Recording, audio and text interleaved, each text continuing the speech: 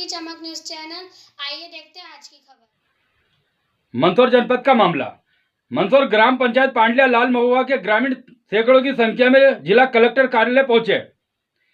पंचायत सचिव दिनेश शर्मा की भ्रष्ट नीति एवं दबंगता से अवैध जमीनों एवं अवैध कब्जों की शिकायतों को लेकर। ब्यूरो मंदसौर, दर्पण की चमक, मध्य प्रदेश।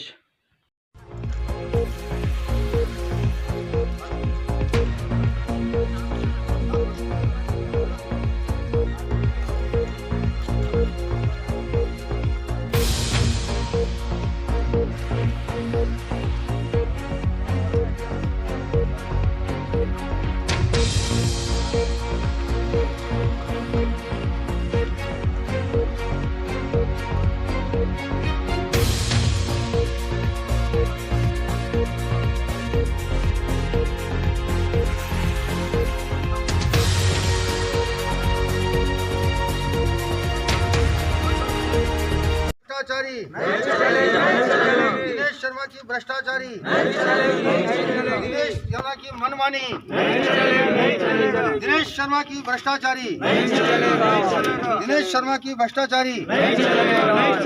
ग्राम पंचायत पाल्यालाल महुआ को सभ्य बनाएंगे बनाएंगे।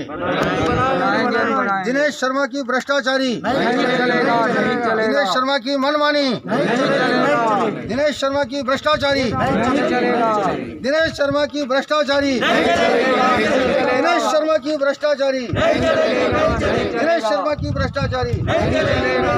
ऐसे भ्रष्ट को हटाओ, ऐसे भ्रष्टाचार को हटाओ, ऐसे भ्रष्टाचार को हटाओ। दिनेश शर्मा की भ्रष्टाचारी, दिनेश शर्मा की भ्रष्टाचारी, दिनेश शर्मा की भ्रष्टाचारी। ऐसे भ्रष्ट को जल्दी हटाओ, ऐसे भ्रष्ट को जल्दी हटाओ। क्या नाम है सर? मेरा नाम राधेश्याम है सर। कहाँ के रहने वाले हैं? पाल्या लाल महुआ के रहने वाले। कौन सी जनपद लग रही है? हमारी मंदसौर लग रही है सर। पंचायत कौन सी है? पाल्या लाल महुआ। क्या है मामला वहाँ का? यहाँ का मैं उप सरपंच पद का उप सरपंच हूँ सर मैं।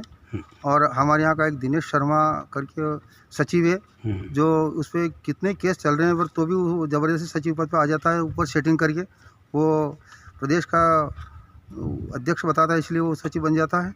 और सर हमारे गांव में सारी गांव भ्रष्टाचार, पूरे गांव को इसने काली माँ में गिरा रखा है। हमारे गांव में कोई विकास काम नहीं होने देता है।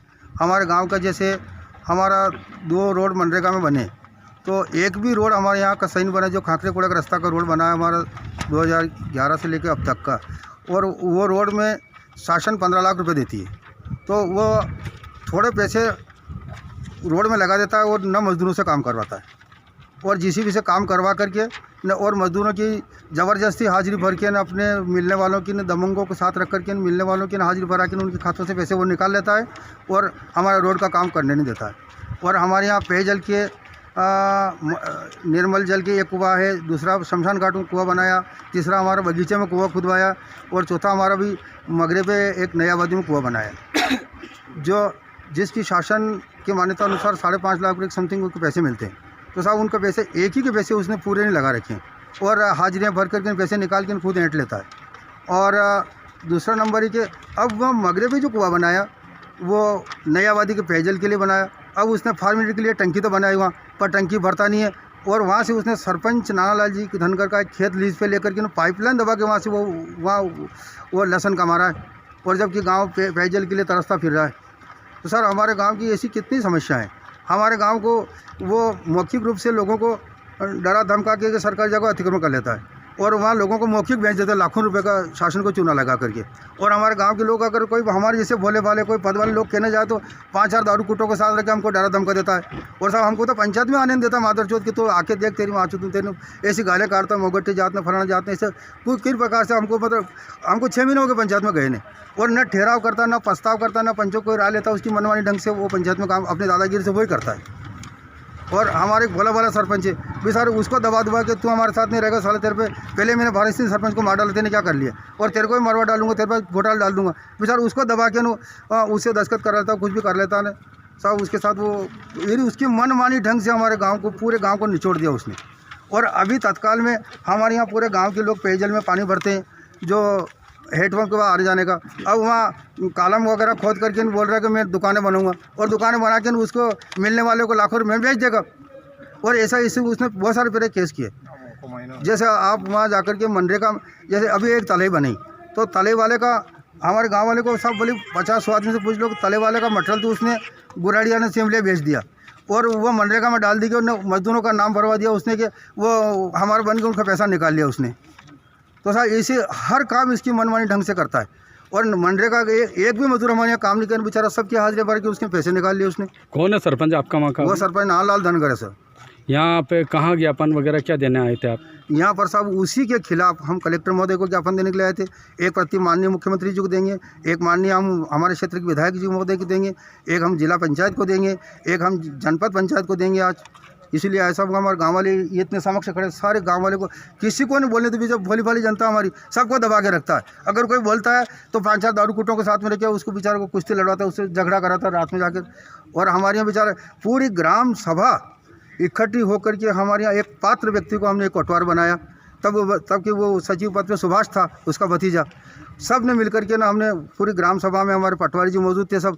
तो अब उसने क्या करा कि सरकारी ज़मीन हमारे 40 बीघा मगरे पड़ी है, उसने वो एंट ना चाहा, उस पर खाई लगाई। तो हमारे नए कोटवार का तो ये दायित्व बनता है कि शासन की भूमि को शासन को सूचना दे और उसके ऊपर वो कॉपित होकर के बेचारे इसको दूसरों को मिल करके इसको पद से पृथक कर दिया सब। अब जब तक उससे अगर वो उसकी मनमानी करे नहीं करने दो तो टिकने, दूसरों को टिकने दे।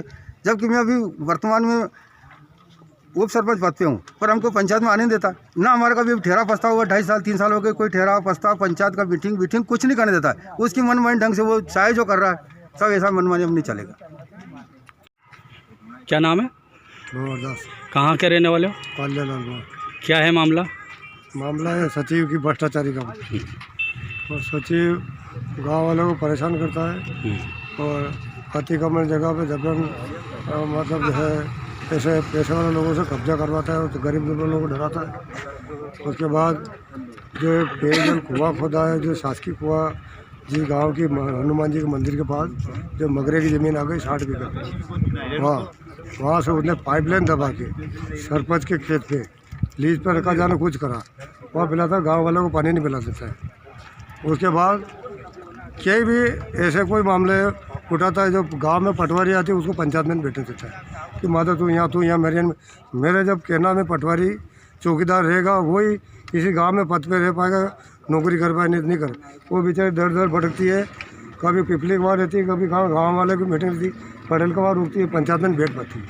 चौकीदार उनका कहना नहीं मानता है, चौकीदार के इसके खिलाफ जान कुछ शिकायत करी। इसको भी अभी थोड़े पास हाल तक कि हम गाँव वाले इनके लिए कलेक्टर साहब के यहाँ आए हैं और इनके लिए वो ज्ञापन भी दिया है। ऐसा कुछ नहीं आदमी है जहाँ पर बाकी उसके जो भ्रष्टाचार में जो खुश रहते उन लोगों के वो लाभ देता है और उसके खिलाफ जो आवाज़ उठाता है उनके ऊपर 2-4 लोगों को ऐसे उपद्रव लोगों को बुलाने करता है, दारू पिला के और गाँव में झगड़ाते लोगों को और गाँव इनसे अति परेशान है। इसलिए इसको तत्काल वहाँ पाल्यालाल वहाँ पंचायत से हटाया जाए, यही हमारे गाँव वालों को निवेदन है। क्या नाम है आपका? सुरेश चंद। कहाँ रहते हैं? पाल्यालाल मोहन। क्या है मामला वहाँ का? मामला ये है कि हमारे गांव में जो सचिव है दिनेश शर्मा, वो सभी काम अवैध कर रहा है और सब लोगों को बहुत परेशान करता है। जो पानी के लिए कुआं खुदवाया उसने, उससे वो सरपंच का खेत लीज पे लेकर उसको पिला रहा है और किसी का कुछ भी नहीं सुनता है गाँव में।